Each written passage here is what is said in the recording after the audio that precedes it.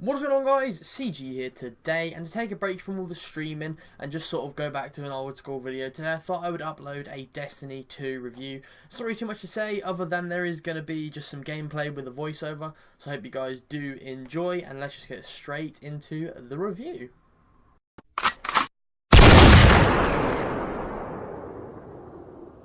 So let's begin this review with a summary of the story. Destiny 2 takes place in what I'm assuming is the near future of the first game, sort of set after the first game.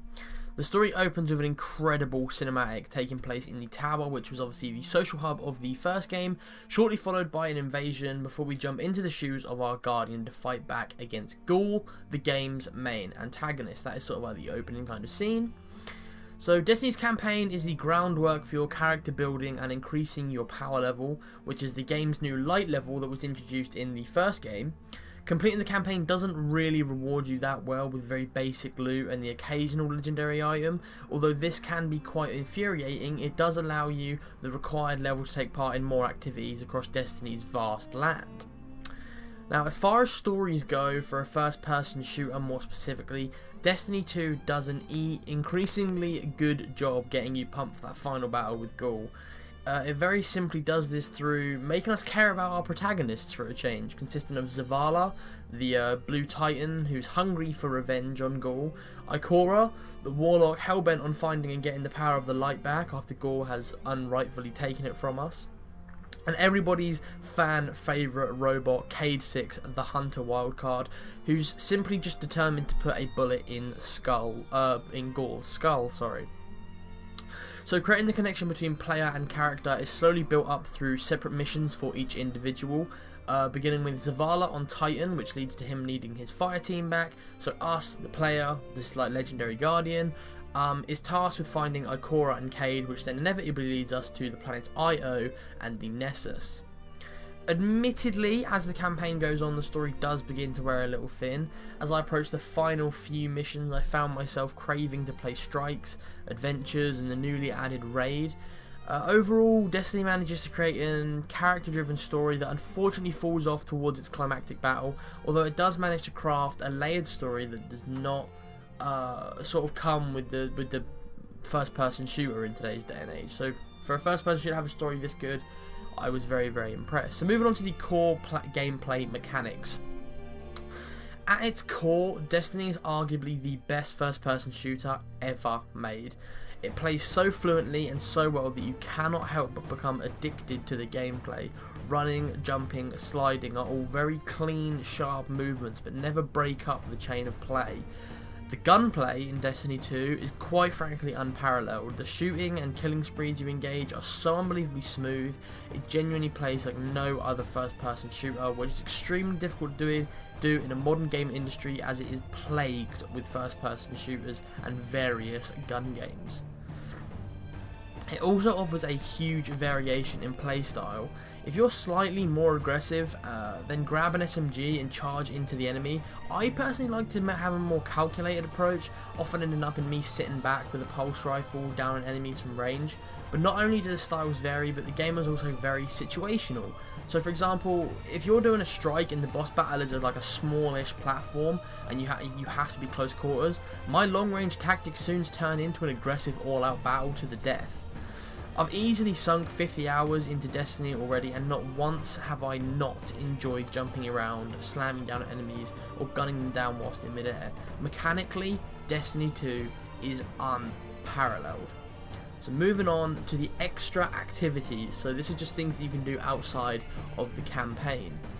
Taking place in activities of the story, taking place in activities outside of the story is for me when the game gets the most enjoyable. First, we'll talk about public events.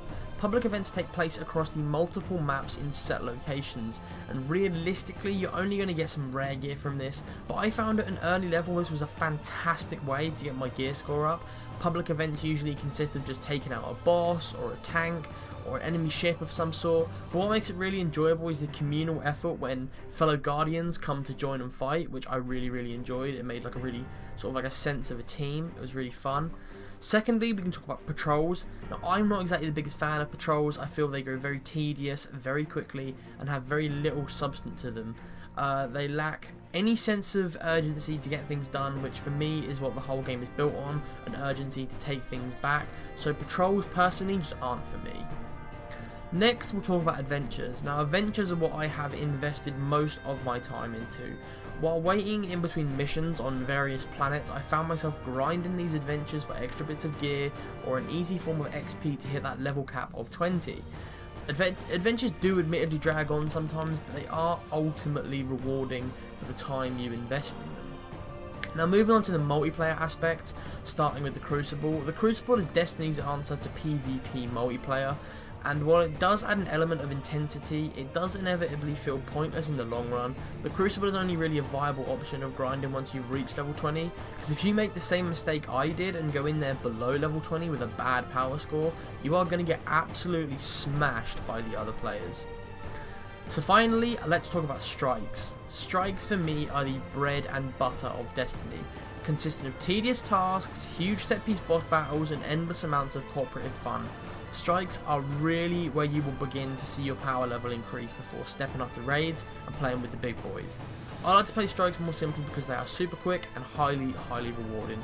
To summarise, grinding events outside of the campaign can be joined alone or with a fire team consisting of friends or randoms through the matchmaking system, but nonetheless a highly enjoyable experience. So let's move on to the leveling system. Destiny's 2 leveling system is a very mixed kettle of fish for me. I feel that if you aren't a hardcore, true to the core gamer, you won't enjoy Destiny's 2 leveling system at all.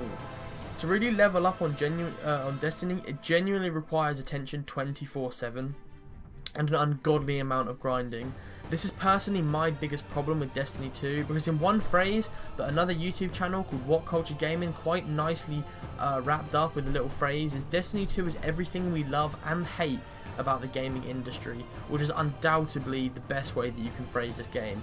It requires too much attention to the average gamer who would play less than 5 hours a day, and they will just find themselves falling behind and only ever having average gear, never ever being ahead of the crowd or being sort of one of the better players.